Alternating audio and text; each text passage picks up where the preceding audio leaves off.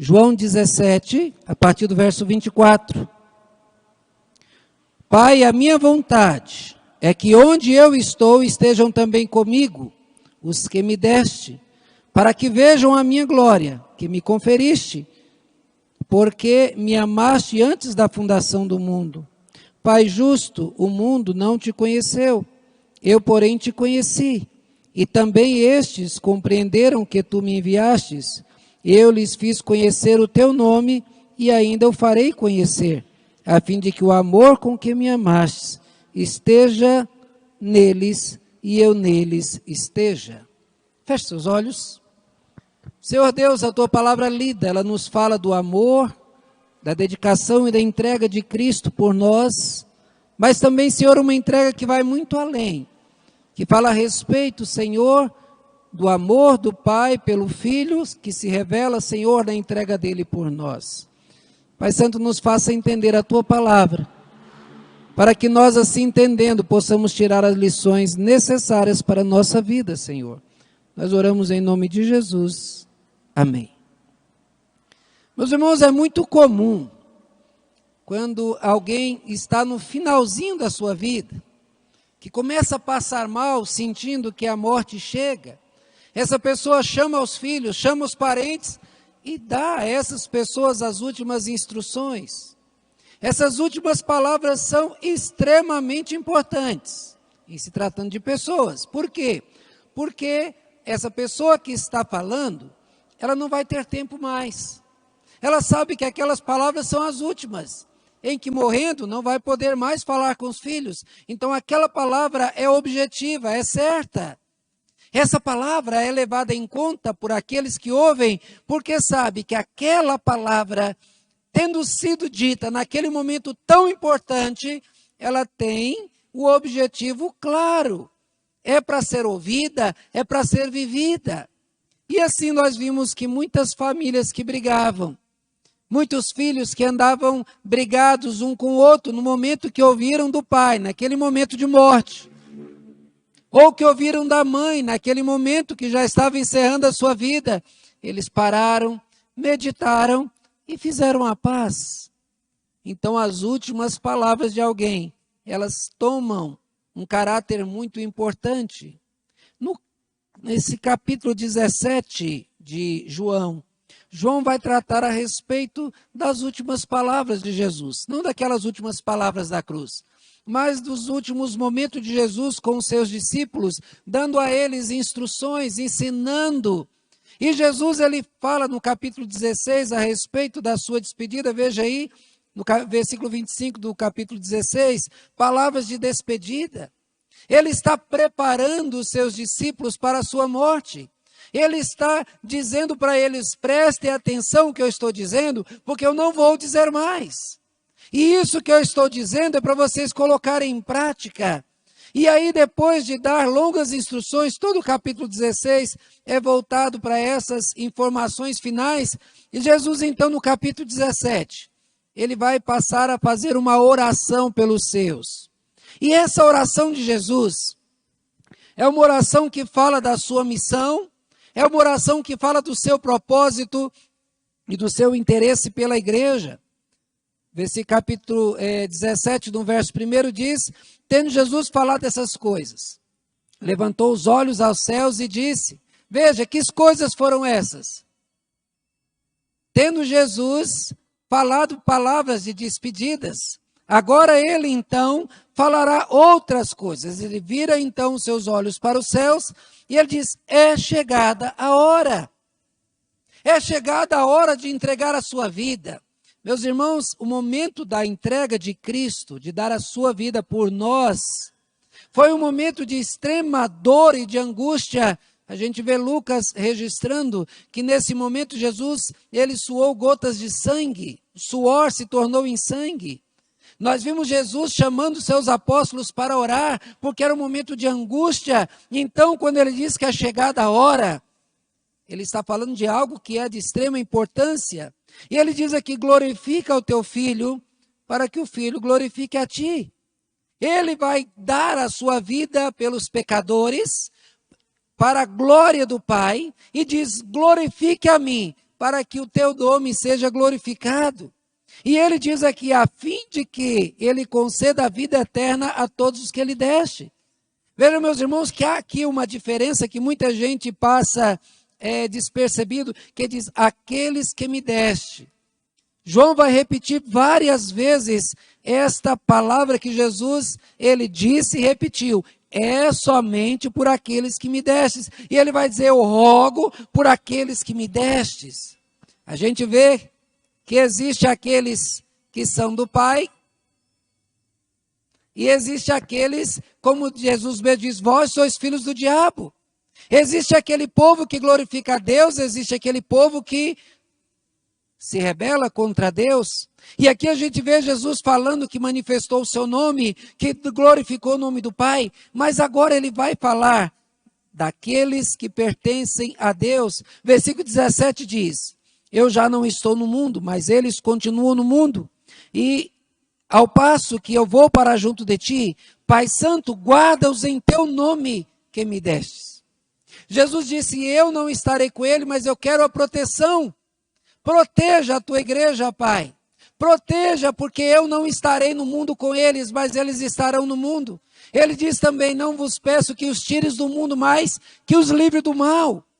E aqui, meus irmãos, nesta noite nós vamos falar da igreja que é glorificada, para glorificar aquele que morreu por ela. Jesus diz que glorificará a igreja, para que a igreja glorifique aquele que deu a vida. Veja que o alvo da oração de Jesus Cristo revela, então, o objetivo de Jesus, é o que nós veremos aqui a partir do verso 11, que diz, para que eles sejam um, assim como nós. Entenda, Jesus está dizendo, Pai, haja na tua igreja, haja nesses que me destes, derrama teu Espírito nesses, para que eles sejam um, assim como nós o somos. Veja, meus irmãos, que ele pede ao Pai que guarde a sua igreja, para que haja na igreja a unidade, como há a unidade no céu. Meus irmãos, os grandes problemas que a igreja vivenciou no decorrer da sua história, foi por falta de paz. Foi porque crente brigou com o outro, foi porque o crente discutiu com o outro, foi porque discordou da doutrina, em vez de sentar em si e meditar na palavra, e na palavra tirar as dúvidas, diz, eu discordo de você, eu vou abrir a minha igreja e você fica com a sua, e lá discorda de novo e nascem outras denominações, e aí nós temos um número tão grande de denominações, cada um pregando aquilo que acha que quer pregar. E aqui Jesus ele fala da importância da unidade. Paulo, falando isso na sua carta aos Coríntios, ele fala a respeito da igreja como um corpo, que é guiada pela cabeça, que é Cristo, e que nós devemos cuidar um do outro como parte do corpo. Uma mão não pega a marreta para quebrar outra parte do corpo, só se for um acidente. A boca dela não morde o restante do corpo, a não ser se a pessoa estiver louca, porque o corpo protege o próprio corpo. E a saúde do corpo depende de uma boca funcionar corretamente, mastigar corretamente os alimentos.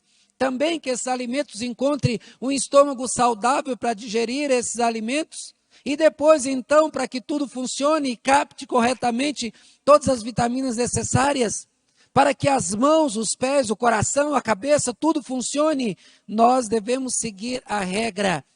Nós somos parte de um corpo, e tudo aquilo que nós fazemos não é para nós, é para a glória de Deus. E aqui nós vimos claramente Jesus dizendo, para que eles sejam um, assim como nós.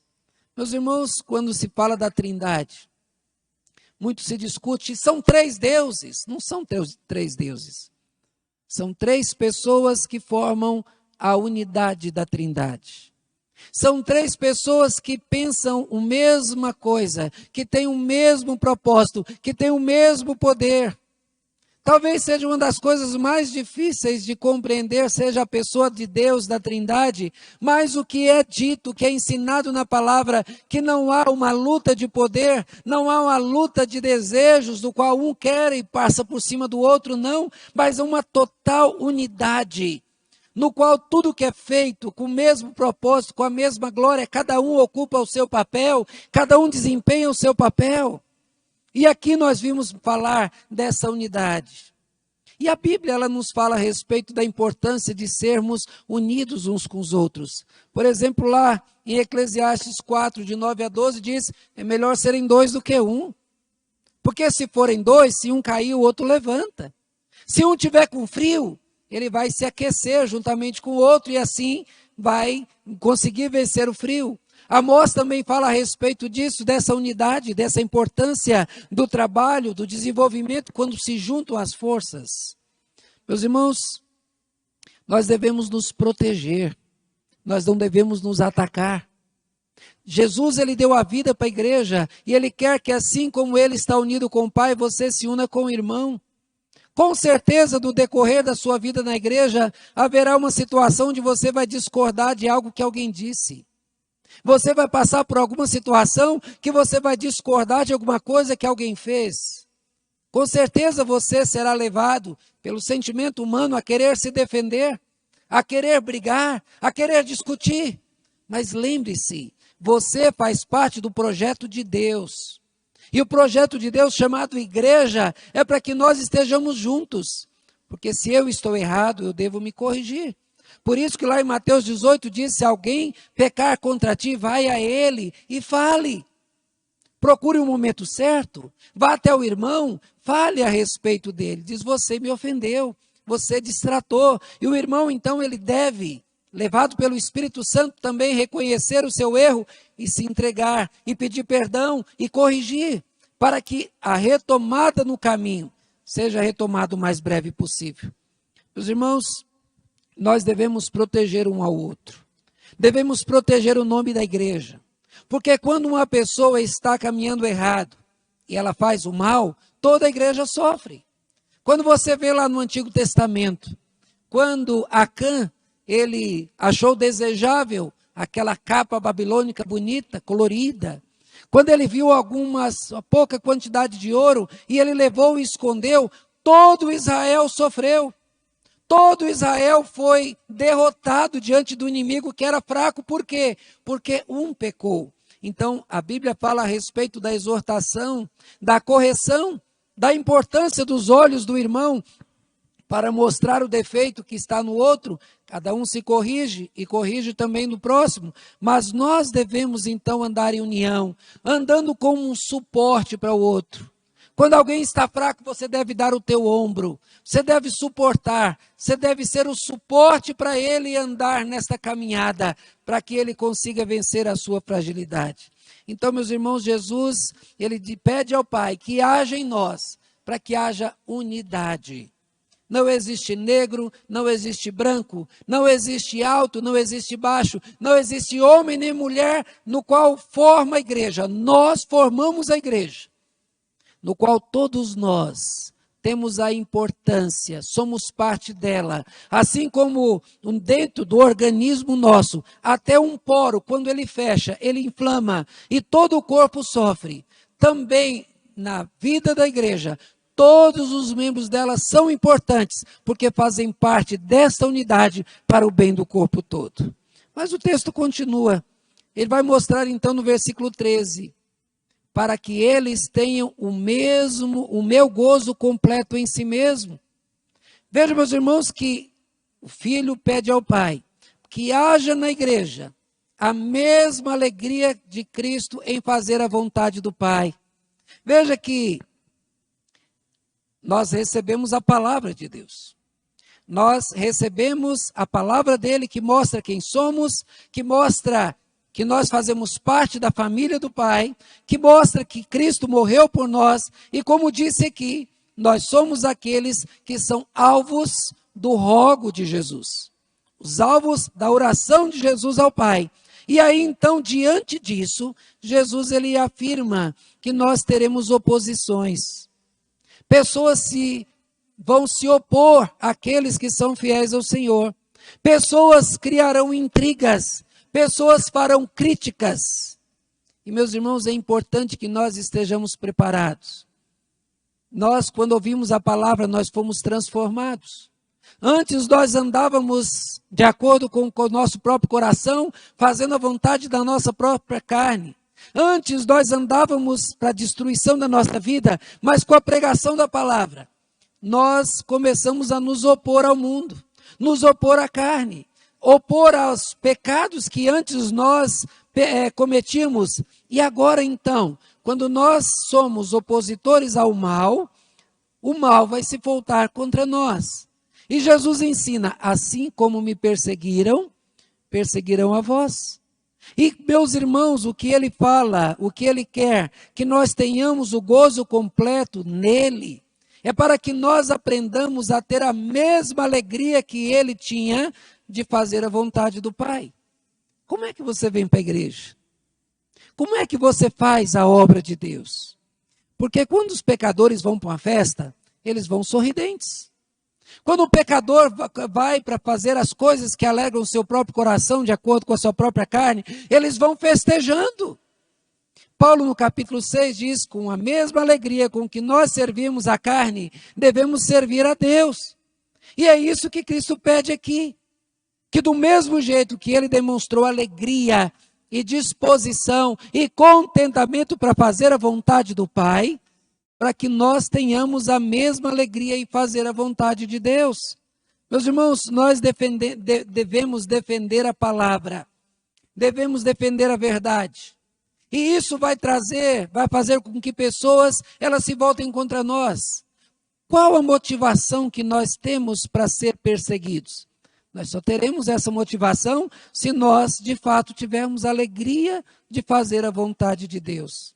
Se nós tivermos o prazer e o contentamento de saber que estamos no caminho certo, de saber que estamos na direção certa e que o Pai está feliz conosco e nós estamos felizes de andar com Ele. O mundo nos odeia porque não fazemos parte dele. Jesus disse que Ele não era desse mundo e que nós também não somos. E quando nós não fazemos parte de um grupo, o grupo nos afasta. Quando nós não fazemos parte da coisa errada que fazem, nós nos tornamos adversários. Veja, por exemplo, se você vê um grupo de jovens, e aquele grupo de jovens está usando drogas, e você não está usando e você se senta ali próximo dele, eles vão achar que você está espionando, que você quer mostrar para alguém, que você quer expor o erro deles, e eles com certeza vão se voltar contra você.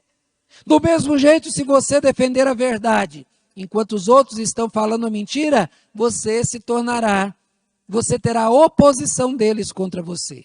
Por isso que Jesus pede, não peço que os tires do mundo, mas que os livre do mal. Meus irmãos, nós devemos buscar o Senhor com alegria. Quando nós lemos lá em Êxodo que diz, a alegria do Senhor é a nossa força.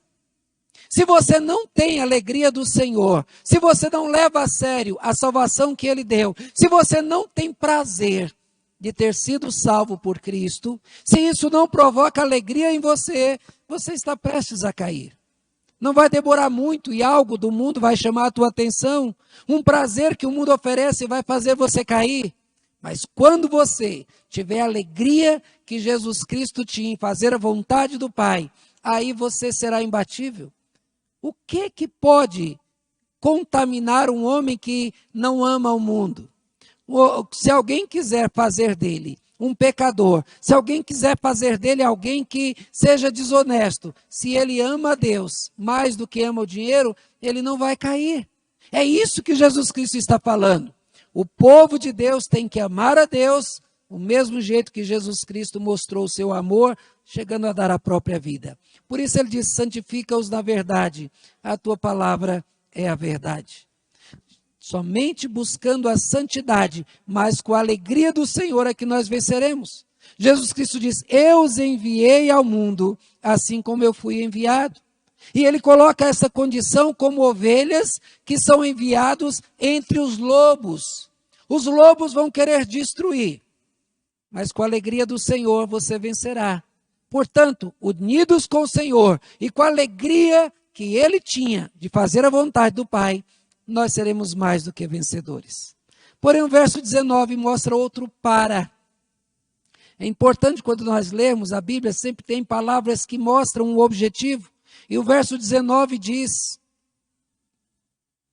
A favor deles eu me santifico, a mim mesmo, para que eles também sejam santificados na verdade.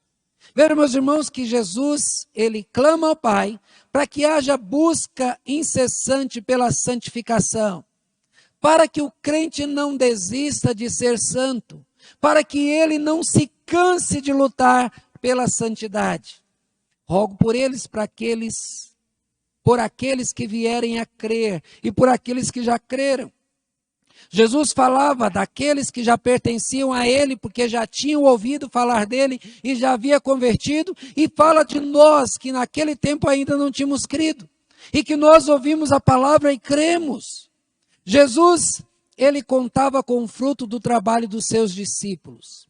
Jesus contava que os seus discípulos iriam colocar em prática tudo aquilo que ele ensinou. Ele disse que enviaria o seu Espírito Santo para lembrá-los de tudo aquilo que ele ensinou.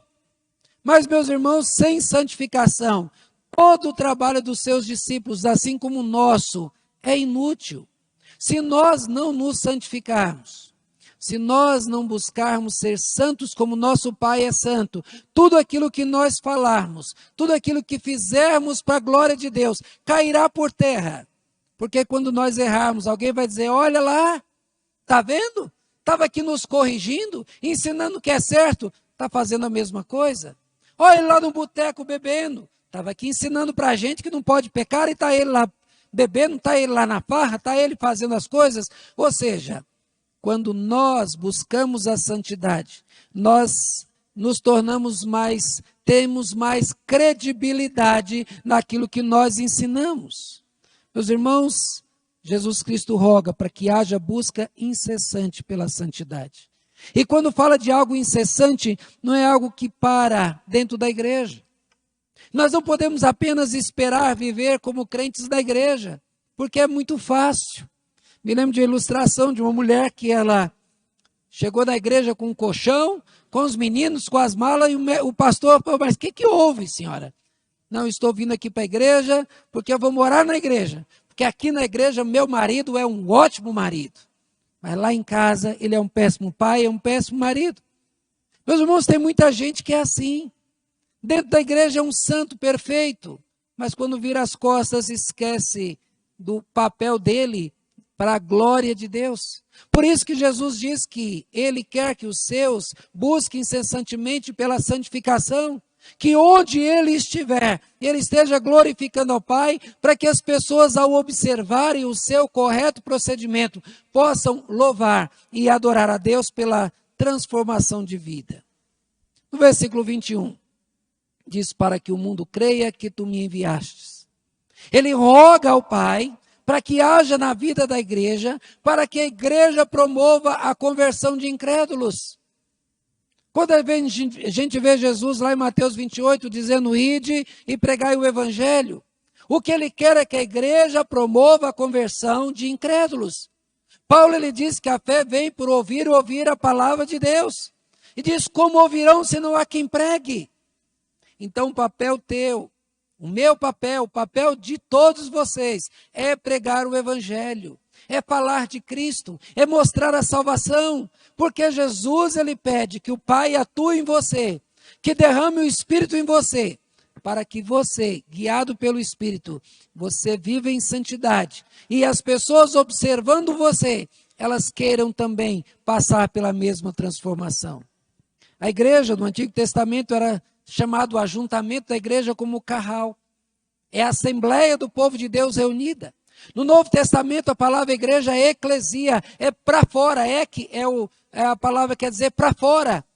Então, a igreja é chamada para agir para fora dela. É claro que nós precisamos da igreja dentro, nós precisamos do preparo, precisamos da comunhão, mas o que nós aprendemos aqui não é para nós vivermos somente dentro da igreja.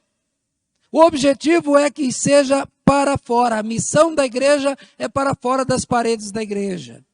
Veja que seria tão bom se cada crente durante a semana se dedicasse por falar do evangelho, pelo menos para uma pessoa. Se cada pessoa sentisse a obrigação e o desejo de falar de Cristo para converter mais um. E aí então, você vai lá e bota uma tábua lisa na parede e diz aqui eu vou pregar um prego para cada pessoa que eu levar a Cristo. E aí você vai lá e prega um prego. Não, mas minha tábua está tão vazia, eu preciso de mais.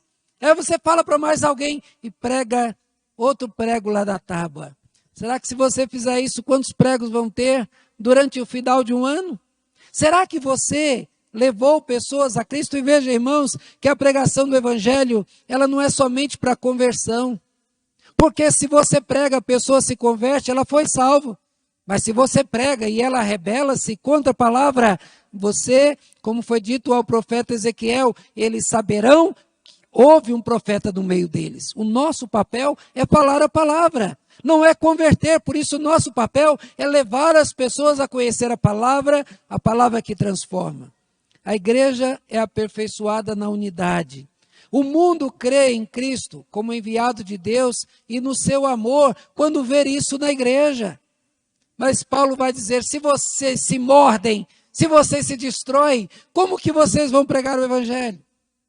Se a igreja mesmo se destrói e não anda unida, como que alguém vai querer fazer parte desse grupo? Veja, irmãos, que lá, na igreja primitiva, em Atos 2, 42 a 47, ele diz que relata lá como que a igreja crescia e ela se desenvolvia e pessoas se agregavam a ela porque viviam em comunhão, estudavam a palavra, se alimentavam juntos, havia paz. Aí as pessoas viam, eu quero fazer parte. Por isso que o texto fala a respeito da união, da santificação, fala a respeito do propósito, da alegria e tudo isso para que outras pessoas também creiam. Nós precisamos crer que Ele nos ama e propagar esse amor através do amor que Ele tem nos dado. Meus irmãos, versículo 24 diz, Pai, a minha vontade é que onde eu estou estejam também comigo os que me destes, para que vejam a minha glória que me conferistes, porque me amastes antes da fundação do mundo. Jesus diz, eu quero que eles estejam onde eu estou. Se você ver João 14, ele diz, não se turbe o vosso coração, credes em Deus e crede também em mim. Na casa do meu pai há muitas moradas, se assim não for, eu vou lhe teria dito, pois eu vou preparar-vos lugar. E quando eu for e voltar, eu vos receberei para que onde eu estou estejais vós comigo. A vontade do Filho é que nós estejamos com Ele onde Ele está. E Ele está na presença do Pai. Ele quer que nós estejamos com Ele. E a descrição do Apocalipse é que Ele nos receberá para que nós estejamos nos céus com Ele, onde não haverá noite, porque o próprio Deus é a luz que ilumina, onde não haverá guerras, não haverá dores, não haverá tristeza. E lá então nós seremos apacentados pelo Cordeiro por toda a eternidade. Onde eu estou, estejais comigo. E também o seguinte, para que vejam a minha glória, como a glória que eu tinha antes da fundação do mundo. Meus irmãos, nós não podemos olhar para o sol. Vocês se lembram de Paulo, quando ele viu a luz brilhante e ele então caiu? Pois aquele brilho foi o brilho da presença de Cristo. Quando Cristo apareceu para Paulo, o que aconteceu? Que a luz foi mais forte do que o sol ao meio-dia. Se você olhar para o sol ao meio-dia, você pode ficar cego. Pois o brilho que nós veremos é da glória do Filho. E o texto diz que Jesus quer que nós vejamos a sua glória, que nós experimentemos a sua glória. E essa luz vai nos afetar. Vocês se lembram de Paulo quando ele pediu a Deus que mostrasse um pouquinho da sua glória? Foi um pouquinho. Quando Deus passou por Moisés, Moisés estava escondido ali na rocha, e quando a glória de Deus passou, ele viu uma pequena parte da glória, e o rosto dele ficou como uma luz acesa, brilhante. Ele usava um véu porque as pessoas ficavam assustadas com aquele brilho, e ele viu apenas parte da glória de Deus. E Jesus disse, eu quero que vejam a minha glória. Não a glória como homem, não a glória no estado de humilhação, mas a glória que ele tinha antes da fundação do mundo. Ele diz que quer que nós o conheçamos o Filho e conheçamos o Pai. Ele quer que nós estejamos compartilhando da sua glória. Ele quer dividir com você as coisas mais importantes que ele tem. Ele quer que você, como filho, veja o quão é importante que você também queira dividir com ele a sua vida. Que você queira agradecer o seu alimento, que você queira se alegrar com ele por ter conseguido passar numa prova, que você acredite a ele a vitória que você teve na sua vida, que você divida a tua vida. Os momentos agradáveis com ele, viva com ele dia a dia, pois é isso que ele quer com você, que você usufrua da presença dele, do Pai e do Filho eternamente. E conhecerão o teu nome a fim de que o amor do Pai e do Filho estejam na igreja. Vejam, meus irmãos, que a palavra de Deus, a vontade de Cristo revelada, é que nós tenhamos total comunhão com o Senhor.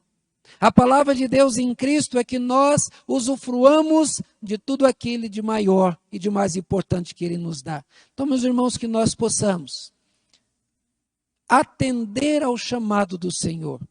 Que nós possamos entender a vontade de Jesus para a igreja. Jesus Cristo não morreu para que você apenas faça parte de um grupo. Não foi para que você apenas passe a frequentar uma igreja, mas que você se torne a igreja. Para que você se torne a pessoa que vai levar a luz de Cristo, como que espelhando tudo aquilo que Ele é. Para que assim você viva e glorifique a Deus. E que você, glorificando a Deus, você seja instrumentos de Deus para a conversão de outras pessoas. Que essa palavra, então, possa tocar o teu coração. Essas foram as últimas palavras de Jesus. Se um moribundo homem, as últimas palavras são lembradas. Com certeza, Jesus Cristo nos dando as suas últimas palavras, elas devem ser guardadas com todo carinho em nosso coração. Amém? Que Deus abençoe.